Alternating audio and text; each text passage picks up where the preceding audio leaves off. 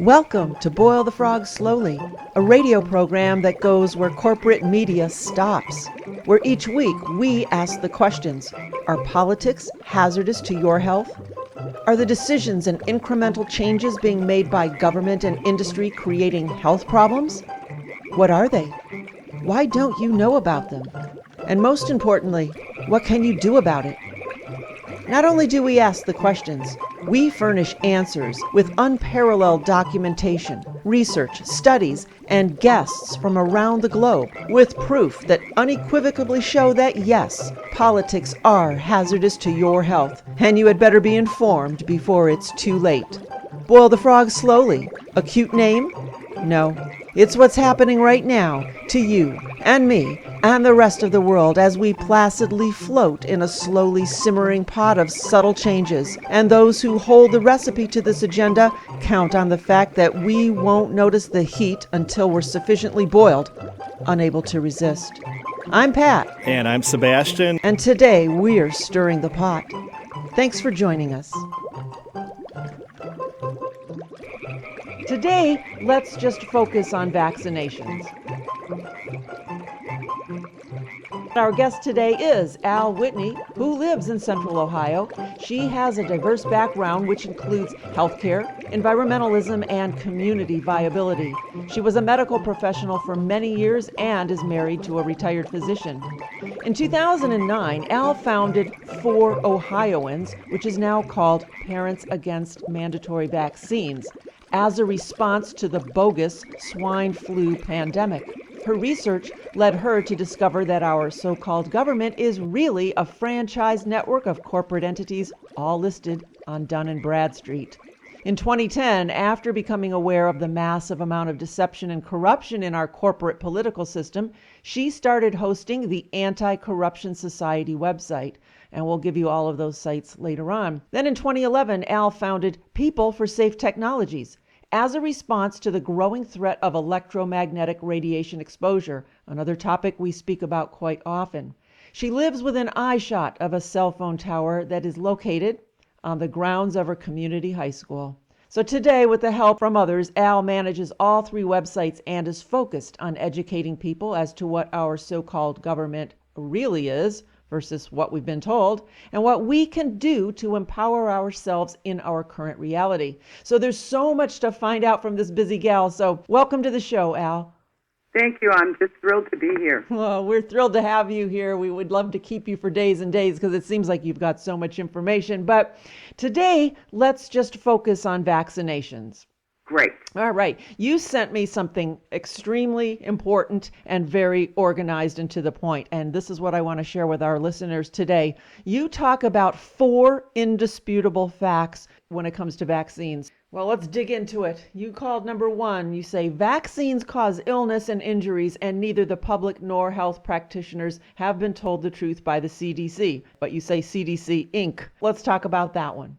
Well, yeah, I did say CDC Inc. because it is a corporation listed on Dun & Bradstreet. In March 2011, some scientists from the UK did a research paper. They presented it in front of the British Society for Ecological Medicine, and it exposed that for the past 30 years, the UK government was intentionally concealing the harmful effects of vaccines, as well as the fact that the herd immunity concept is a myth and not based on sound science. So if the UK government, quote unquote, has been concealing these facts for 30 years, in actuality, the same is true in the United States. We've got reports everywhere that have been coming out for many years exposing the truth about vaccines. Even Russell Blaylock has said publicly that if a physician really wants to know the truth about vaccines, there's peer-reviewed information everywhere. All the physician has to do is look for it. And sadly, most physicians don't. So the information is everywhere, and the health practitioners who are administering these vaccines have been deceived.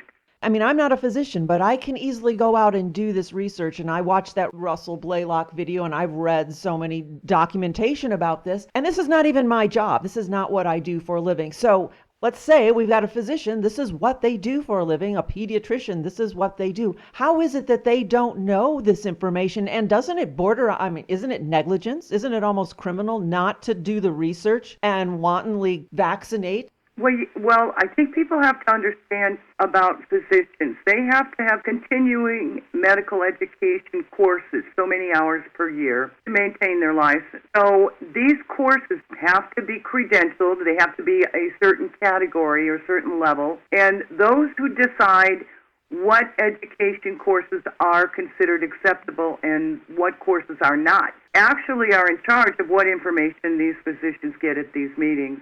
My husband attended many of them, and the speakers in front of the room frequently represent the vaccine industry. Or what they do is they will get a pediatrician who works closely with the vaccine industry to stand up there, or closely with the drug cartel, I should say, stand up there and espouse the glories and wonders of vaccines. Even on the Gardasil, my husband attended an educational course in an OB-GYN individual came up singing the praises of Gardasil. And what was so interesting, when my husband would raise his arm to make a comment, he said they are extremely good at shutting down, cutting off any physicians who want to disagree with what they're trying to do. So that whole room full of physicians, he said he was in a room with 40 physicians. He was the only one who asked a question about the Gardasil vaccine, and he was shut down so fast, and the other physicians, they just kept silent. That's how it's done. And that's mind-blowing that you've got a room of intellectual people who can't see the fact that there is a conflict of interest. Let's see, the pharmaceutical company who makes this is telling me how wonderful it is. I mean, it doesn't take, a child could figure that out. You would think so. But again, it's kind of a level of intimidation, Pat. I mean, they weren't happy that my husband brought up a comment about Gardasil, pretty much saying that he did not think that they had the scientific proof that it was effective or necessary. And they shut him down so fast. And I think the rest of the room starts to get intimidated. So in other words, if you don't do things our way, you're not going to practice medicine? I mean, it gets very close to that. And the whole vaccine industry situation, as we talk further, it is getting extremely close to that. They're starting to use a carrot and a stick approach to these physicians. All right, let's move on to your second one, because this is a doozy. Number 2, you say the vaccine industry has been given immunity from lawsuits. Yes, and that was done in 1986. As a result, they had a lot of Guillain-Barré previously, and from what I've been told, the big pharma was just about ready to walk out because they'd lost a lot of lawsuits, and they were going to get out of the vaccine industry. And the medical professionals said, oh, no, we need our vaccines. And so Congress passed a law giving them immunity from any lawsuits, which would include Guillain-Barré, which is horrific. I have taken care of patients with Guillain-Barré. So they pretty much said, okay, we'll set up this compensation trust fund. Imagine that. Here you have a big drug company, a big corporations, cartels, and all of a sudden they are allowed to concoct or put anything in these vaccinations they wish. Granted, the FDA needs to approve them, but that approval is pretty much perfunctory at this point. And they don't have to worry about being sued. Well, and when the H1 pandemic came down, Sebelius, who was in charge of Health and Human Services, he said on CNN, we're going to give immunity on this vaccine, and I don't think that's changed, Pat, unless you're aware there's been a change, to not only the companies who produce the vaccine, those who sell the vaccine, those who produce the vaccine, and all of those who administer the vaccine on all levels. So that when they opened up the school vaccination programs, which I think you might be aware they did in many schools, they were doing vaccination clinics. All of those involved in that whole fiasco were told that they had complete immunity, not to worry, nobody could sue them. So now you've given the whole industry, the vaccine business industry, immunity from any lawsuits. They have no liability at all. So what happens? Who's left with the liability? Well, if they won't take the liability, the doctors won't take the liability. Who has the liability for the injury to the child? The person who grants them permission to vaccinate the child ends up with the liability. And I do believe, if you know anything about autism, you will see that that's exactly what happens. And on our website, we have a video clip of a nurse who took a vaccine and ended up with Guillain-Barré. It's a very sad story, and everybody walked away from her. She had to figure out how to pay for it herself. The daughter had to help her. She was left paralyzed, and financially, pretty much their whole life was a tragedy, and they ended up with the liability. But people have to understand, it's easy to sell vaccines if you have no liability. Well, absolutely. What other industry is there I mean, really. that does this kind of thing? And why do people accept this? People don't know. They're not told. That's why I put this up on the website. They are not told. My husband knew, but I don't believe the doctors tell their patients. I was just going to say, what about disclosure? Yeah, well, that's another problem. And my husband's a good guy. I hope everybody understands. He's a good guy. Okay. But he's been in the system, right? So he knows what the system tells the doctors. And I asked him, did you give the package insert to the patients when you were offering them a vaccine or suggesting that they have the child vaccinated? He said, no, we didn't normally do that because we felt that if we did that, the patient would refuse the vaccine. So as a physician, they know that. So they give them little brochures or handouts that kind of glamorize vaccines, and they keep the serious adverse reactions away from their awareness. In fact, in Ohio, when they passed the chicken pox, a pharmacist, Catherine Severin, who lives in Dayton, got involved with trying to stop the mandatory chicken pox vaccines. And on my website is an article she wrote called Vaccines, Profiteers, and Conflicts of Interest. She talked about literally how an individual, the industry managed to convince a woman to run for state representative. They paid for her election. She got elected, and her job was essentially to get this statute on the books, this mandatory chickenpox vaccine on the books. And there was a whole hullabaloo at the time. Most of the legislators wanted to pass a full disclosure statute requiring that all the risks be fully disclosed to parents, to everyone, really. And through political shenanigans, they managed to maneuver that one out of the legislation, and they managed to get the mandatory chickenpox vaccine passed. And when that was all done, her term was only 2 years. She never ran again. Mm-hmm. So when you've got lobbyists who can bribe untrained representatives, there seems to be no way to stop this without exposing the whole system. Right. Wow, and that's scary, mandatory in school like that. And we had another guest on the show. We were talking about the dangers of iPads and wireless in schools and how none of this is disclosed to parents. Yet if they go to a field trip to the zoo, they've got all these forms that they have to sign. And not so with the vaccines or the dangers of the radio frequencies given off by the iPads. It's just insane. It's insane, and the parents don't realize that by signing all those forms, they're consenting. Mm-hmm. Well, we're actually consenting. Yeah, we're going to talk about that.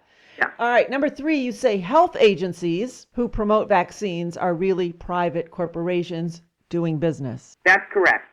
Starting right at the top with the CDC. It's a corporation headquartered in Atlanta, Georgia, listed on Dun & Bradstreet. It is doing business. What's interesting is they will all admit that they're doing business. You say to someone who works for the CDC, well, you work for a corporation. Well, yeah, and it's amazing. It's like a record that they've all been trained. Then they'll respond by saying, well, we're just a corporation so we can do business. And they're completely programmed. They don't see that's a problem.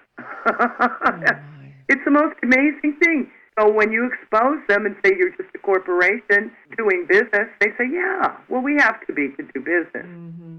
And anyone who understands a corporation is a legal construct, as they call it, a legal structure, so that people can create a company / corporation for profit. There's no other purpose for a corporation than profit. And also it allows the corporate veil to be constructed. This is a private corporation. We don't know who the stockholders are. We don't know who the owners are, do we? And I know I never got a notice, would you like to buy stock in the CDC? But their bottom line, anybody who understands what a corporation is, understands that they have a fiscal duty to their bottom line. Right. And the last thing you want is a health organization who's dedicated to their bottom line first and foremost. Then you add to the fact that they're claiming immunity because they're supposedly part of the government. You've got the perfect formula for a disaster. Absolutely. And you say on your website several times the CDC is not part of a legitimate government. It is a private for-profit corporation that is chartered under the umbrella of the private for-profit United States corporation with extremely close ties to the pharmaceutical companies. It appears that this corporate franchise network that we call government, that the United States corporation, and people want to know how that happened, they can go to the Anti-Corruption Society. On the very front page, there is a link to the USA is just another corporation. But it is a mother corporation, and what's so interesting is they're all connected, right, which is why you see the CDC in Washington has actually this same pharmacist exposed that they have full-time employees working in Ohio at the Department of Public Health. So they're not distinct, what you would consider distinct units. Right. They work in unison. And I did call to verify that. I said, are there any CDC full-time employees working here in Columbus in the Department of Public Health? And they said, yes, but we can't give you their names. Yeah. So it's a corporate network. I like the phrase that people have used, the corporate franchise network. Mm-hmm. And the CDC gives money to the Public Health Department. I don't know what the facts and figures are today, to ensure that they get a certain percentage of children vaccinated. And they give money for fluoridation, fluoride treatments of children. And the public health people, we have a director of public health here in Columbus, Ohio. Her name is Dr. Teresa Long. And if she should go against what the CDC wants, these are so closely connected, it is very likely she would be terminated. Her job is defined by what the CDC tells her to do. So that's what we've got. It's a network of corporate agencies. And incidentally, the city of Columbus is listed on Dun and Bradstreet. The Public Health Department of Ohio is listed on Dun and Bradstreet. If you look at their statutes in the Ohio Revised Code, it says they can do business, they can accept gifts. I mean, I have that on our page. Our government is a corporation, and I found a statute expressing the fact that the state legislators said it's okay for them to accept private gifts for whatever purpose people want to give them money for. Well, that's not working for me. No, and that speaks to your fourth point where you say vaccine mandates are merely statutory rules of state corporations. Exactly. So then we go down to they're merely statutory rules of state corporations. So if the state is a corporation, as it is, you can see it's on Dun and Bradstreet. Yes, you talk to state employees, they say, well, we have to be so we can do business. Those are the attorneys who've got them all buffaloed into thinking that is not significant. It is significant because a private for-profit corporation like the state of Ohio or Monsanto. And when you go to Dun and Bradstreet and look some of these up, you will see right under one state of Ohio so-called government corporation is another one, Sam's Bar and Grill. There's no distinction. Right. So they are for-profit enterprises. They take money, they enter into contracts, but because they're a private for-profit corporation, they cannot make laws that govern living men and women. A dead legal fiction is a corporation, right? It only exists on a piece of paper or in a safe somewhere, right. A corporate charter. It's a fiction. I mean, you cannot call the state of Ohio on the phone, and I've challenged people and said, if you think the state of Ohio is real, I want you to get them on the phone. And they'll say, well, what number? Well, I said, whatever number you want. So they go to the phone book and they call the state of Ohio, and they say, well, they want to know which department. And I say to them, no, I don't want to talk to a department or an employee. I don't want to talk to an employee. I want to talk to the state of Ohio. Well, we don't have a number. I said, why do you think you don't have a number? Uh-huh. Because it doesn't exist. It cannot speak on its own. It cannot walk. It cannot talk, and it cannot make decisions. That's what a dead legal fiction is. It only has employees, but it in of itself is just a piece of paper. So how can a piece of paper make rules for living flesh and blood men and women? It can't. It makes statutes for its own corporation to govern its own employees. So how do we get sucked into this? We get sucked into by contracts. And all those little paperwork things that you're saying parents are given to sign, there you go. I was surprised in 2009 when I discovered this Dun and Bradstreet thing. It was like, well, this is strange. I never knew this. I called a couple people, And they started by telling me, well, they can't pass vaccine statutes that violate the Constitution of Ohio. So I looked up the Constitution of Ohio, and I said, well, yeah, okay, we're all set. Except that, Pat, they were doing it. So the fact that he said they couldn't do it and the fact they were doing it everywhere, I said something's wrong with this picture. He is telling me they can't do something they've been doing for years. In fact, in Ohio, this whole corporate construct got dumped on us in 1953, which was good for me, Pat, because that gave me the clue I needed to kind of put the puzzle together. I kept running into these statutes, and the year 1953 kept popping up. 1953, they made the school boards corporations. 1953, they passed statutes about quarantine that did not include due process. And I kept running into 1953, and I found out later from other people that I think approximately 18,000 statutes were passed in 1953 in Ohio. That is when the Uniform Commercial Code bomb was dropped on our state in 1 year. Right. People don't know this. I didn't know it. But I'm working with a bunch of researchers here in Central Ohio who've been researching documents at law libraries and everything, and they validated that, yeah, this happened in 1953, and they looked up the original Constitution. So that's what's happened. We've got a corporate construct pretending to be a government.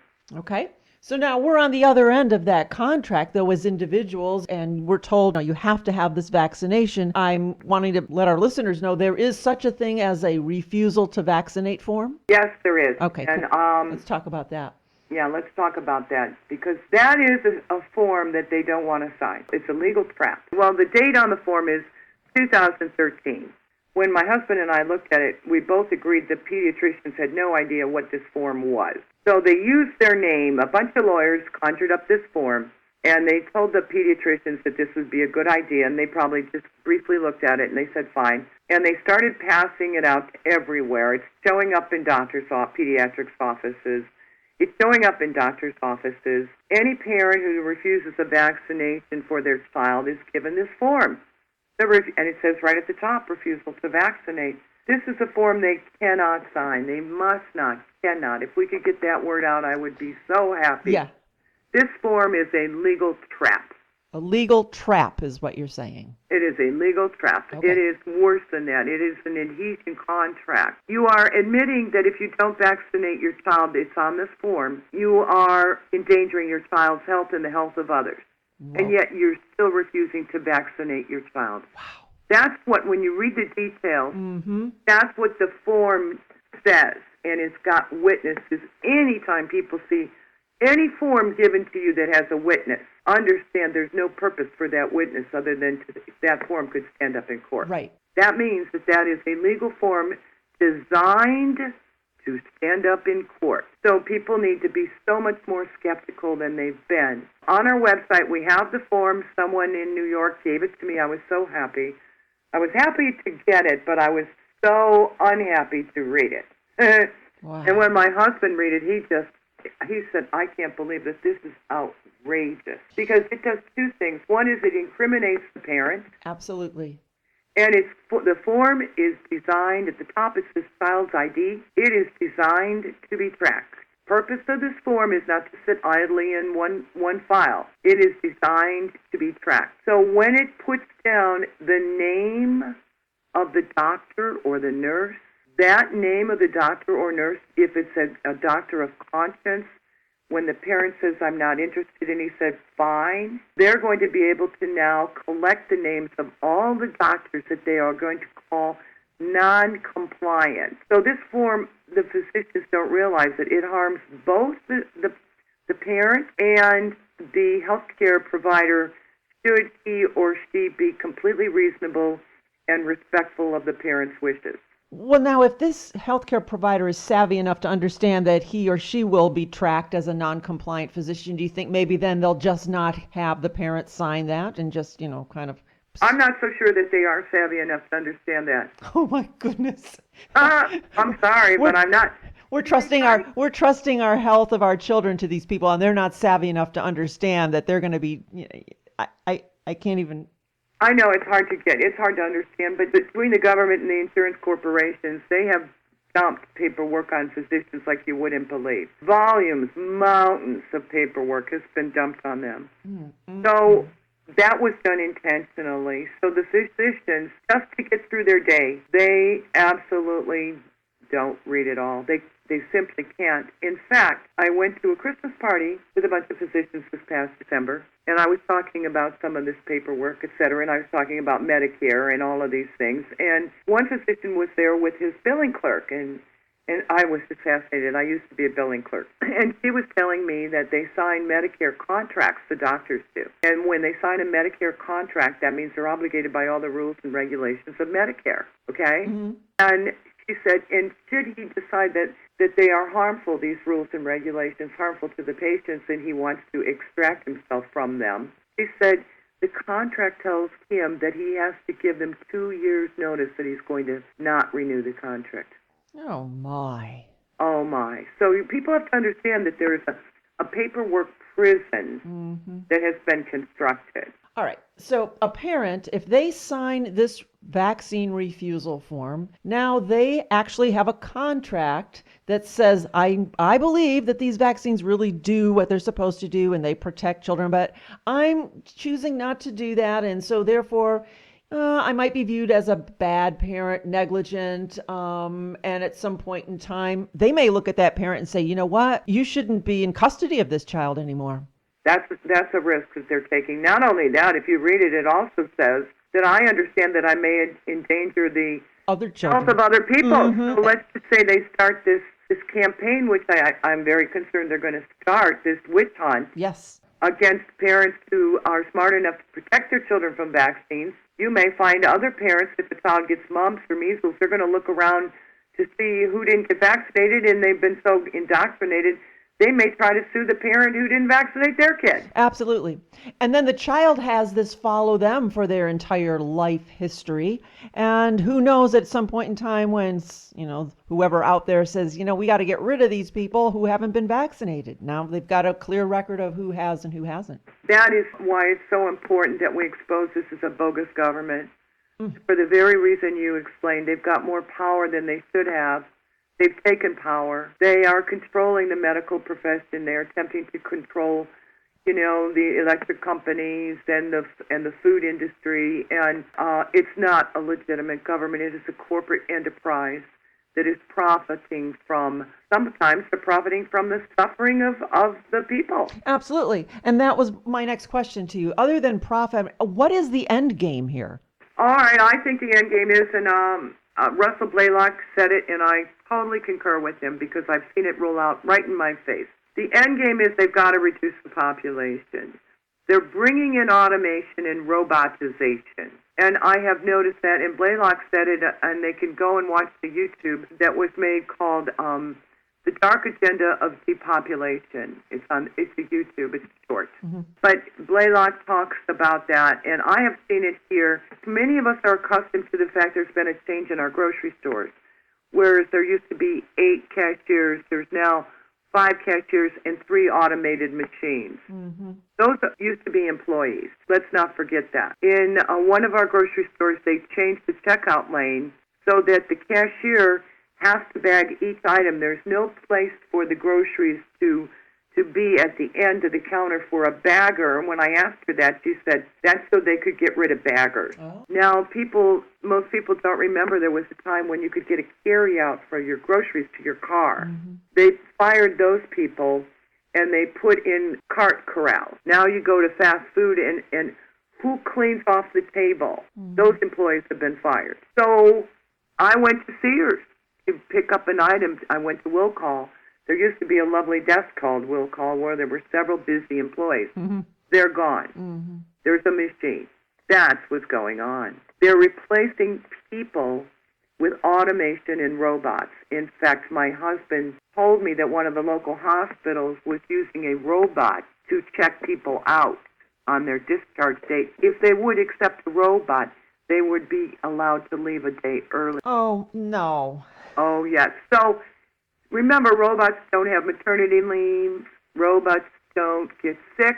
Robots don't need pensions. Robots don't take vacations. Robots don't want 8-hour days or lunch breaks. Now you see what's going on. In fact, Al Gore did a presentation out in California. Someone sent me a copy, and he admitted in front of this audience at the Dominican College, you can see it, I'm not sure I posted it on my website yet. He admitted that the jobs have been outsourced and they're not coming back, okay, and that what we're doing is we're moving to a new era of automation and robotization, and that's the brave new world. Now, I look at my grandchildren, and I have 4, and I really have to question, both my husband and I said, is there going to be a job for them when they grow up? I don't mean to depress everybody. I do not mean to do that. But I can't answer that question. We're not sure that there will be. But you know what, Al, it doesn't matter if there's a job. Who's going to be healthy enough to even have a job? With the effects of vaccinations and the Wi-Fi and the iPads and the smartphones, are they even going to be able to grow up to be healthy enough to work? That's my concern. I think the plan is they're not. Well, there you go. But if you've got forces larger than we attempting to diminish all of that, and you and I are having this conversation, we've got other like-minded people, but so many people listening to this are going to think we are out of our minds. I know, and it's an uphill battle, and it's one of the reasons, and I'd like to bring this to the forefront. One of the reasons is we've got gatekeepers everywhere, and one of them are the Bar Association. The Bar Association. If you take that refusal vaccinate form, we recommend people take it home and really read it. But I would like to put out a wager there. Somebody could give me evidence. I'd give them $25. Take it to your attorney, have him read it, and tell me what he says. He will say, well, you have to sign it. This is a standard form. You don't have a choice. This is a standard form. That's what they say. Well, go ahead and sign it. The school needs that sign it. This is a standard form. The bar is the gatekeeper. Interesting. Between the bar and the doctors. The doctors don't understand the law, so they go to the bar to get information about the law. The bar doesn't understand medicine, so they go to the doctors to get information by medicine. And around and round they both go. Meanwhile, they're both not told the full truth about either profession. I don't know that they're not told the truth. They're not looking for the truth. They're not accepting the truth. I mean, this is what they do. They should be looking for the truth and understand what's really going on. So I don't know that I buy they can't be part of that herd mentality. Yeah, it is. Oh, well, I don't know. In fact, you can't here's the thing. You can't get out of medical school unless you learn what they want you to know and you effectively regurgitate it. I understand that. And it costs a fortune to go to medical school. These guys come out, and I've talked to them. They are in debt up to their eyeballs for medical school. Then if they go out and try to start a practice, then they add even more debt. And the more indebted they are, the more enslaved they are, right? Yeah. Now I've been talking to some doctors about their licenses, and then they've got to get a license. And there are terms and conditions of that license. And I've talked to them about this. Well, I have to have a license or I can't order drugs. I said, yes. We've got to start working on this licensing requirement because it is in that license that you sign a contract with the state to abide by their statutes. And that is the thing we've got to start questioning. How are you going to respond to that and keep your free will? That is going to be a concern. That's a concern to me right now. My husband's retired, so it's not like the number one thing on my plate. The number one thing on my plate is to try to get parents to understand that they're changing these vaccine exemptions and give them an alternative. And you do a good job of educating people who are not what I call vaccine aware. Right. Do a great job. Well, thank you. Let's get back to that for a moment. So let's say we've got a young mother. I've got 2 in my family right this moment. And they've got these newborn children, and they're seeing the pediatrician, and they're like, yep, we got to get these immunizations done. They're going to be put on the spot. Everybody feels like the doctor knows best. What do you suggest that these parents can do immediately to avoid this? Oh, I'm so glad you asked me that, because I do know how these doctors think, and I've worked with them. I know how arrogant they can be, and I also know that they're programmed with talking points. Right. So they've already got the talking points. I don't care what you say to them. It is most likely that they've been given a talking point. And if you come up with something new, at the next medical educational seminar, they ask them, have you had any objections to vaccines that you hadn't heard before? They survey them so they can create the spin for them. Okay. So, yes. First of all, in the hospital, I have a wonderful story of a great success. One of the ways the games is played is they don't give full disclosure to the parents. They try to avoid those package inserts. They try to do it by word of mouth. There's no record of it. Oh, Mrs. Smith, this is going to be wonderful. This is part of what we have to do, blah, blah, blah. It's all a sales job, word of mouth. Now, I knew a couple. He and his partner had a baby, and the newborn was in the hospital, and in comes the nurse with the vaccine. His mother had educated him on vaccines, so he was vaccine aware. However, the mother of the child was not, so it immediately caused a conflict right there. So he was very patient with her, and he said to the nurse, please give us the package inserts so she can read about them. And the nurse complied. They may argue with you, but I think they must comply if you push. So the nurse brought in the package insert and handed it to the mother, who read it and read the adverse reactions and said, well, no thanks, I'm not interested. Now, they kept that package insert, which had evidence of what adverse reactions the drug company is admitting to in print. They kept it in their hot little hands. Now the nurse knew that not only had they read it, they had a copy. Mm-hmm. So that was the end of the discussion. No one ever approached the mother again while she was in the hospital regarding vaccines. Now, as far as when they go see a pediatrician, we have that's on this page that we have the refusal to do not sign, refusal to vaccinate form. We have something called the vaccination notice. That's a product of a collaboration of many good people. When people give me new input, it gets tweaked. I want this thing to be like an open effort of all the aware people, and we will improve every chance we get, because this was the only thing we could come up with in response to the fact that they are moving to take away exemptions. This vaccination form is for physicians. It is, instead of signing the refusal to vaccinate form, the parent needs to write at the top of the form, or not sign it at all. Just say, I'm not signing it, because they cannot make you sign it. Right. That would be best. Just don't sign it.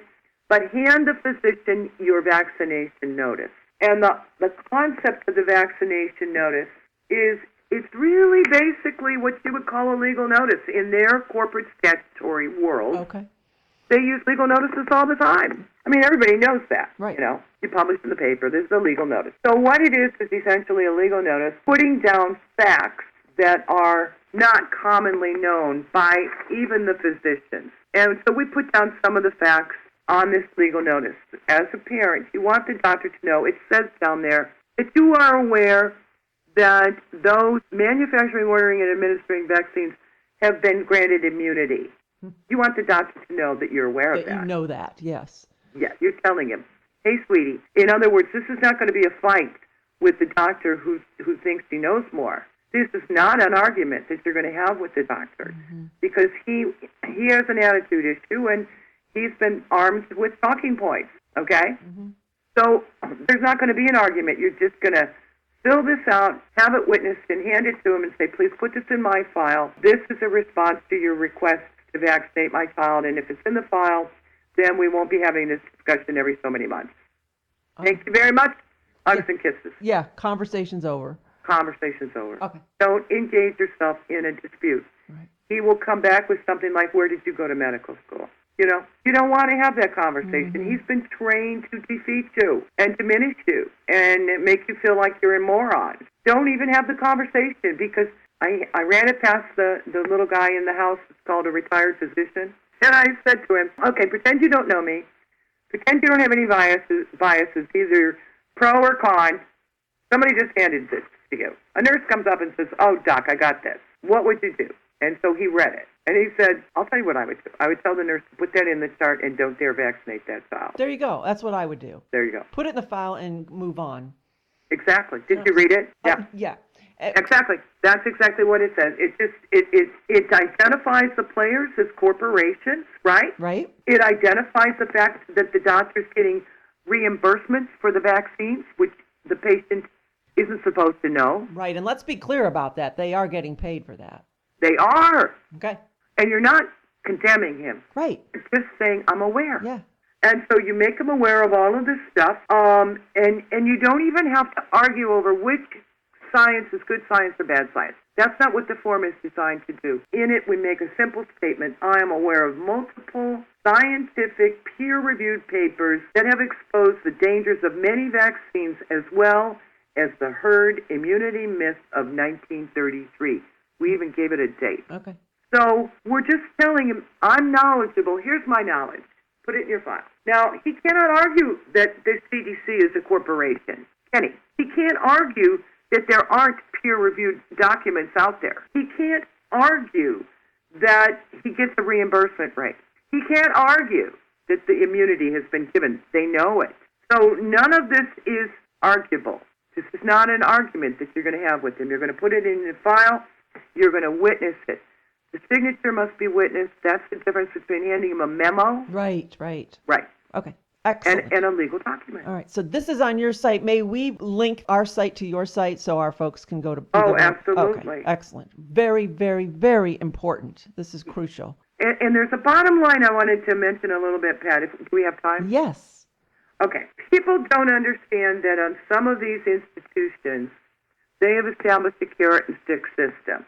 Let me see. Let me give you an example. There's an individual who's working on the vaccine issue in New York City. They passed a bunch of rules, regulations, statutes in New York City, whereas they have determined that each school is going to only allow, I think, 2% of the population to be an exempt, and the rest they're going to have to vaccinate. Oh, my. They decided that they're going to put a top figure on how many exemptions they're going to accept. Okay, so now here comes the carrot and stick. Then they passed a rule about the principal of the schools. Now, if you look on our website, you will find out that the schools were incorporated. They're part of the corporate structure as well. Right. Okay. The principal of the school, who is bound by the statutes of the corporation, is told that for every child that exceeds his limit, he is going to be fined $2,000. Oh, no.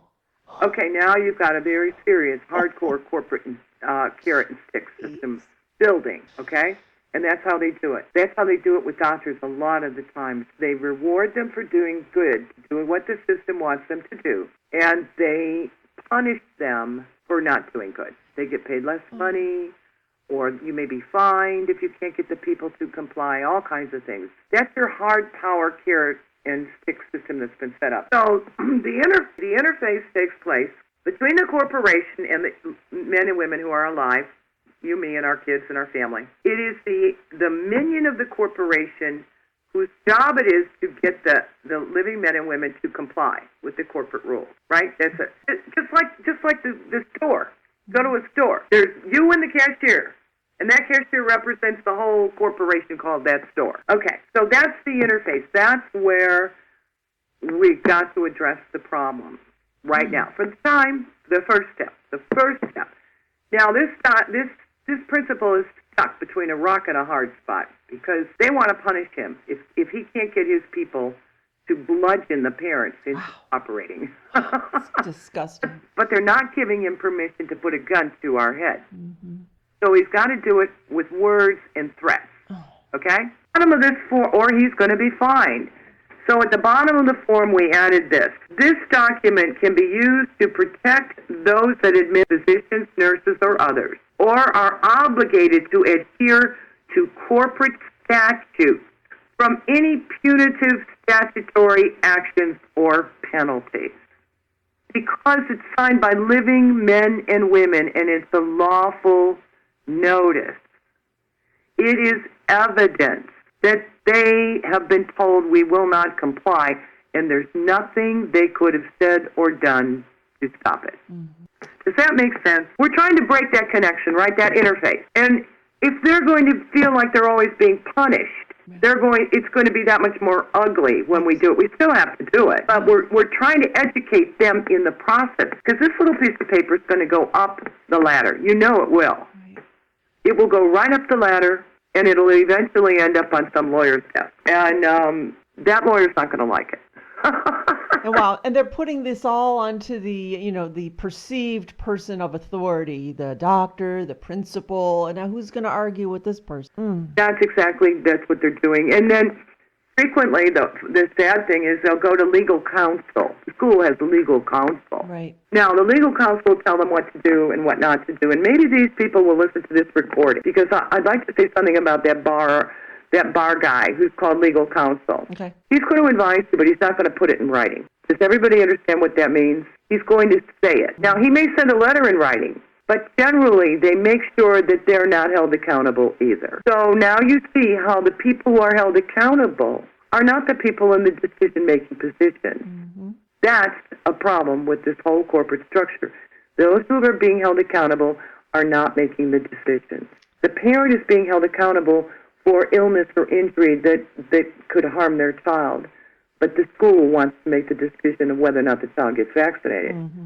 That's what we got to break. We got to break that and start putting accountability back into the system and back where it belongs. And it belongs in this corporate statute structure, which is bogus. What they taught us in school about our government is not what's really happening. You will start to see that what they teach you on TV about our court system is not really what's going on. You will also start to see that our history has been fabricated to create this myth that we all like. We like the myth. Right, we want to believe. We want to believe, mm-hmm. But at the same time, if we're going to protect our children, we're just going to have to empower ourselves and let go of the myth. You know, people, you'll feel so much happier if you empower yourself, really. And that's what these programs are all about, is just to empower yourself, become educated, informed, and have the ability then to speak up and speak out. Right, and be bold. Exactly. Remember, these people are deceiving you. Some of them don't have a clue that that's what they're doing. That's their job, to deceive you. But they are not a whole lot different than a used car salesman, really. Oh, this car's going to be great, blah, blah, blah. You know, and you drive out of the lot and the motor dies. I mean, that's their job. They're getting paid to do what they do. They're not even necessarily aware they're deceiving you. I don't know that the doctors are aware. Although one optometrist told me, I don't really want to know too much.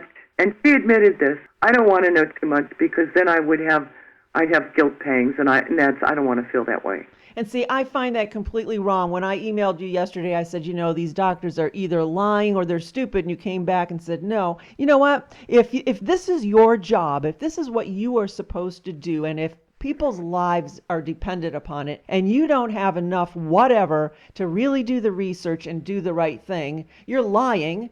Either to yourself or to your patients, or you're just downright stupid. And I'm going to stick with that. Well, and I talked to an attorney who helps people with vaccine exemptions. And his attitude was he doesn't want to see mandatory exemptions go away because that's how he makes his living. Right. Now, I have a problem with that. I have a big problem with that. And I said, look, how many children are going to get vaccinated because you want your little niche? How many are going to get harmed and injured? You need to find another way to make a living. And you know what? I'm going to be honest with you. I don't believe they're allowed to expose the corporate structure. I have a feeling that if they do, because every time I bring it up with an attorney, I get this, well, that's not important. Move along. I mean, they shut the conversation down so fast, it's amazing. Right, there's a reason for that. There is a reason for that. Absolutely. I don't believe that they're allowed to expose this corporate structure that we have that's passing for a government. If they did, they might lose their bar card. So what?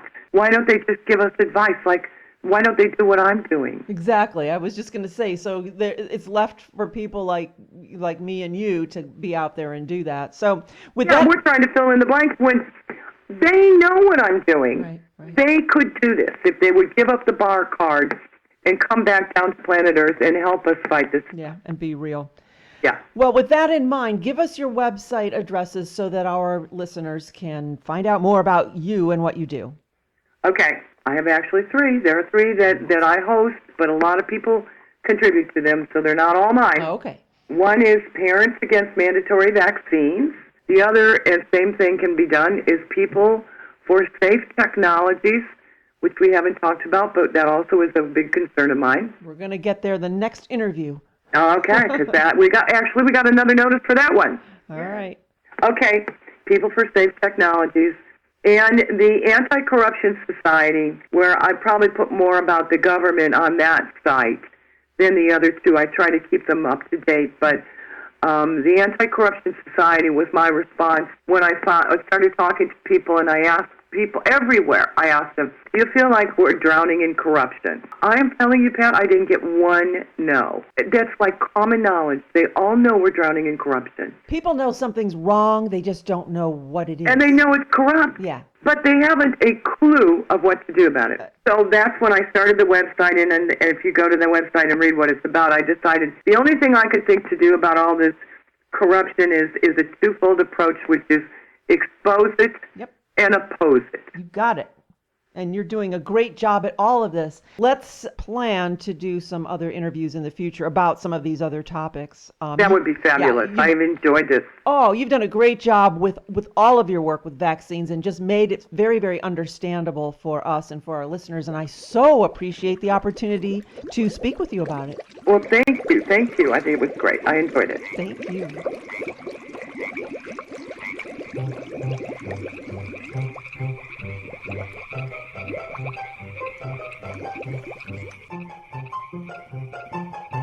Well, thank you for joining us on Boil the Frog Slowly Radio. Please come back next week. And for more information, go to the website, boilthefrogradio.com. And until next week, remember to practice safe phone. Boil the frog slowly, you're a frog in a pot. Turn up the heat and things will get hot. Will you jump out or will you burn? Listen to the show and you will return to Boil the Frog slowly.